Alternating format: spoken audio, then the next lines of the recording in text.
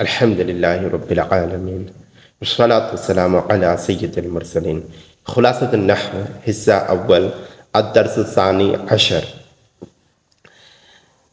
خلاصۃ النحو کے حصہ اول میں 12واں سبق شروع کرتے ہیں، جس کا نام ہے معرب اور مبنی وغیرہ کا بیان۔ امید ہے اب خیر و عافیت سے ہوں گے۔ اچھی نیت فرما لیجئے، کتاب پڑھنے کی دعا بھی پڑھ لیجئے۔ معرب اور مبنی یہ کیا چیزیں ہیں، اس سبق میں ہم پڑھیں گے۔ معرب مبنی کیا ہوتا ہے، اسم متمکن کیا ہوتا ہے، غیر متمکن کیا ہوتا ہے، عامل معمول یہ کیا ہوتا ہے، اعراب کی کتنے قسمیں ہیں، کب لفظی ہوتا ہے، کب معنوی ہوتا ہے، اعراب بالحرکت، اعراب بالحروف، یہ وغیرہ پڑھیں گے، ٹھیک ہے۔ آئیے دیکھتے ہیں معرب اور مبنی یہ کیا ہے۔ جس اسم کا آخر عامل کی وجہ سے بدل جائے اسے معرب یا اسم متمکن کہتے ہیں۔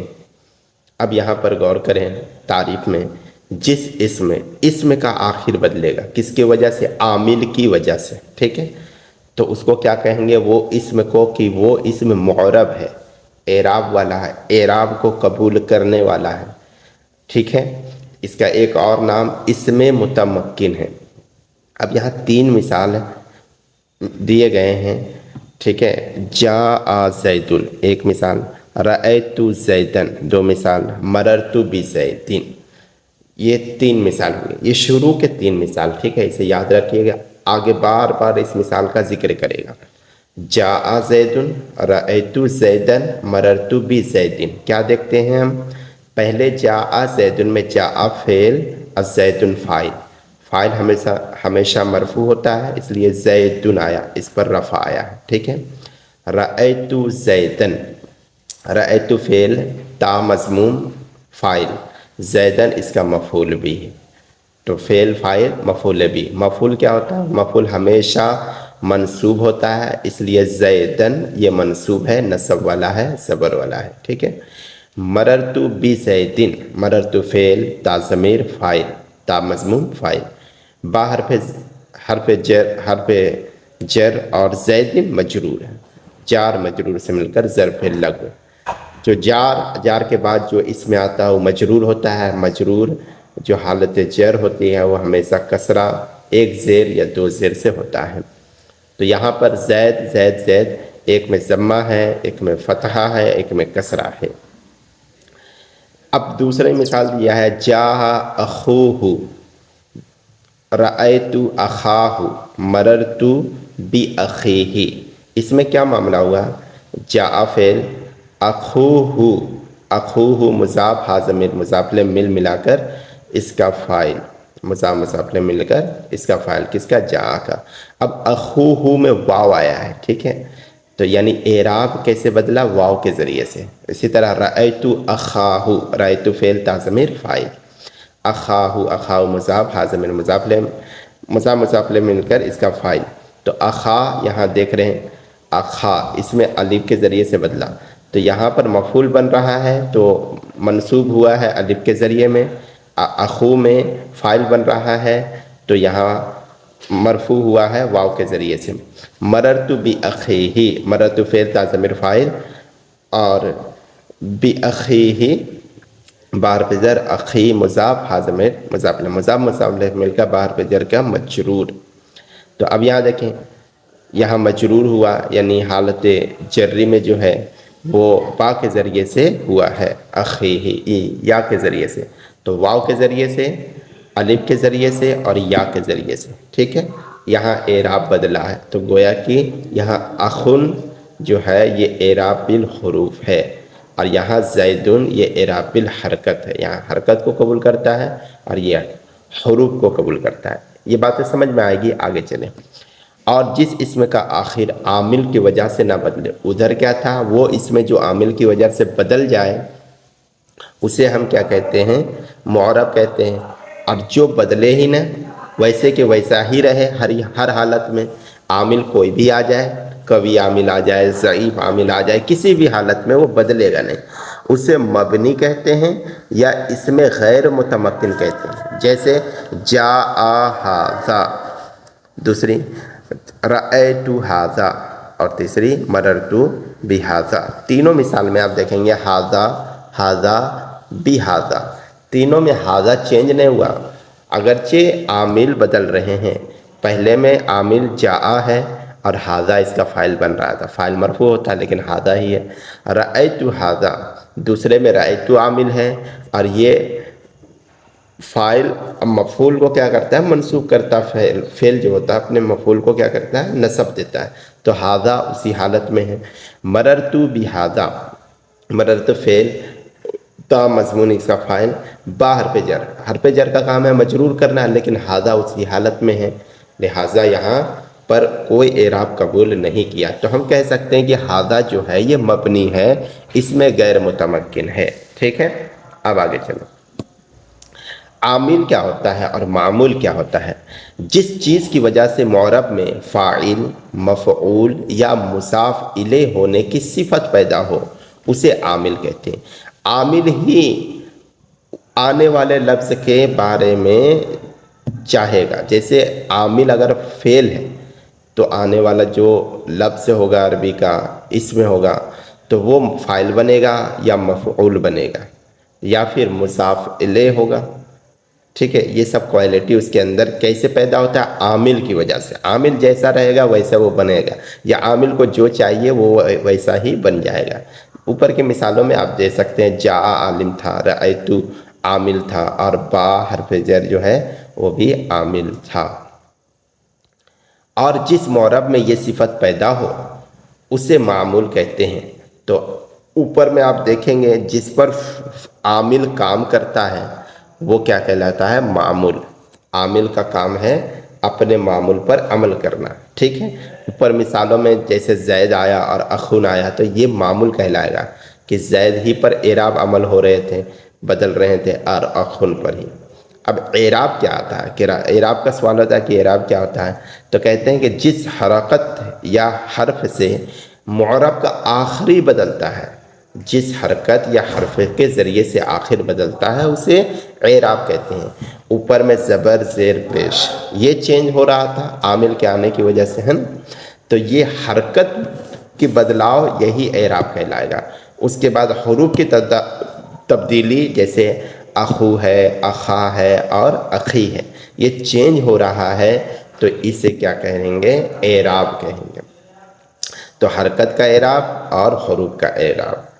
آئیے دیکھیں اعراب کی تقسیم کاری کیا ہوتا ہے. اعراب کی تقسیم: معرب کا اعراب کبھی حرکت کے ذریعے آتا ہے اور کبھی حرف کے ذریعے سے آتا ہے. مثالوں سے واضح ہے، دیکھیے. لہٰذا اعراب کی دو قسمیں بن جائے گی یہاں: اعراب بالحرکت، اعراب بالحرف. ٹھیک ہے، جو اعراب ضمہ، فتحہ، کسرہ، کیا مطلب؟ رفع، نصب، جر. اس کا مطلب آسان: پیش، ٹھیک ہے، زبر اور زیر کی صورت میں ہو اسے اعراب بالحرکت کہتے ہیں. ٹھیک ہے، آپ نے مدنی قاعدہ میں پڑھا ہوگا حرکات زبر زیر پیش کو کہتے ہیں. تو اعراب بالحرکت وہی چینج ہوتا ہے زبر زیر پیش. ٹھیک ہے، لہٰذا پہلی تین مثالوں میں زید کا اعراب کیا تھا؟ اعراب بالحرکت تھا. دیکھیں یہاں جو اعراب بالحرکت ہے اس مثال میں دیکھیں: جاء زیدن، رأیت زیدن، مررت بزیدن. تو یہاں زید میں جو اعراب ہے وہ اعراب بالحرکت ہے. ٹھیک ہے، آگے دیکھیں. جو اعراب واو، الف اور یا کی صورت میں ہو اسے اعراب بالحرف کہتے ہیں. لہٰذا دوسری تین مثالوں میں اخن کا اعراب بالحرف ہے، یعنی کبھی الف چینج ہو رہا ہے، کبھی واو سے چینج ہو رہا ہے، کبھی یا سے چینج ہو رہا ہے. دیکھیں مثال میں: جاء اخوہ، واو لگا اخو میں. رأیت اخاہ، اخن میں کیا لگا؟ الف. مررت باخیہ، تو اس میں کیا ہوا؟ حروف چینج ہوئے اعراب کی جگہ میں. تو اسے کیا کہیں گے؟ اعراب بالحرف. اعراب کی تقسیم کاری سنیں. معرب کا اعراب کبھی پڑھنے میں آتا ہے اور کبھی پڑھنے میں نہیں آتا ہے. اب پڑھنے کے لحاظ سے اور نہ پڑھنے کے لحاظ سے تقسیم کیا گیا ہے. اعراب لفظی اور اعراب تقدیری.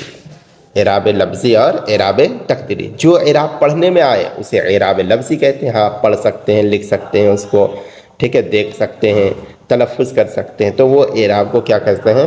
اعراب اعراب لفظی کہتے ہیں. اور اعراب تقدیری کیا ہوتا ہے؟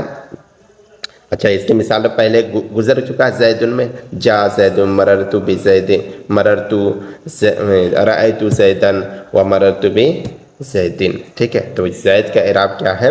اعراب لفظی ہے. اور دوسری 3 مثالوں میں اخن کا اعراب بالحرف لفظی ہے. اس میں بھی اخن کا اعراب کیا ہے؟ وہ لفظی ہے. اور دیکھیں، اور جو اعراب پڑھنے میں نہ آئے اسے اعراب تقدیری کہتے ہیں. تقدیر کا مطلب ہوتا ہے پوشیدہ ہے. ٹھیک ہے، پوشیدہ کیسے ہیں وہ بھی دیکھ لیں. یہاں پر دیکھیں مثال دے رہا ہے، جاء فتن، رأیت فتن، مررت بی فتن. اب یہاں فتن جو لفظ ہے، فتن کا مطلب جوان ہوتا ہے. جاء فتن، جوان آیا. رأیت فتن، میں نے جوان کو دیکھا. مررت بی فتن، میں ایک جوان کے پاس سے گزرا. ٹھیک ہے، اب یہاں پر غور کر لیں کہ یہاں فتن تینوں حالت میں کیا ہے؟ جہاں ضمہ آنا چاہیے وہاں بھی زبر ہے، جہاں فتحہ آنا چاہیے تو وہاں تو خیر فتحہ ہے، لیکن کسرہ کی جگہ میں بھی فتحہ ہی ہے. تینوں جگہ نصب ہی ہے، چینج نہیں ہوا. تو پتہ چلا کہ یہاں پر اعراب جو ہے اعراب تقدیری ہے. اب یہاں ہونا کیا چاہیے تھا؟ ہونا چاہیے تھا جاء فتیون، رأیت فتین، مررت بفتین، ایسے ہونا چاہیے تھا. لیکن ہے کیا؟ جاء فتن، رأیت فتن، مررت بفتن. آگے دیکھیں، جاء ابو القومی، رأیت ابا القومی، مررت بابی القومی. ان میں پہلے 3 مثالوں میں فتن کا اعراب بالحرکت تقدیری ہے، اور دوسری 3 مثال میں ابن کا اعراب بالحرف تقدیری ہے. اب یہاں پر کیا ہے؟ ابن.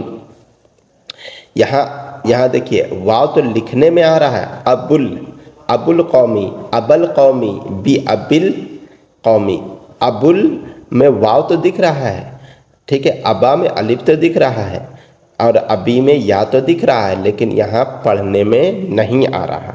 تو جو اعراب پڑھنے میں نہ آئے اس کو اعراب تقدیری کہتے ہیں، بغلے لکھا جا سکے. لکھنے میں آ جائے، پڑھنے میں نہ آئے، تقدیری ہے. ٹھیک ہے، لکھنے میں بھی آئے، پڑھنے میں بھی آئے تو وہ لفظی ہے. بالکل ایزی اور سمجھ بھی آ رہا ہے. ٹھیک ہے، آگے دیکھیں.